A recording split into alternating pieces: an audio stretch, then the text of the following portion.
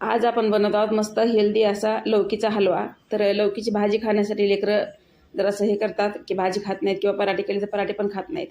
त्याच्यामुळे मी हे हलवा बनवत आहे, नक्की बनवा तुम्ही पण। आणि थोड्याशा कवळ्याच घ्यायच्या लौकी, म्हणजे आपल्याला त्याचा गर काढायची गरज पडत नाही। आणि जास्त करून आपल्याला हिरवीच लौकी घ्यायची आणि मोठ्या खिसणीने खिसायची, म्हणजे त्याचे लच्छे आपल्याला ते हलव्यामध्ये दिसले पाहिजे।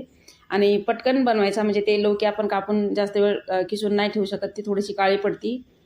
इथे मी 4 चमचे तूप घेतलेलं आहे आणि तुपात आपण चांगलं लौकी भाजून घेऊ आणि चांगली भाजून घ्यायची आणि उघडच शिजवायचं त्याला।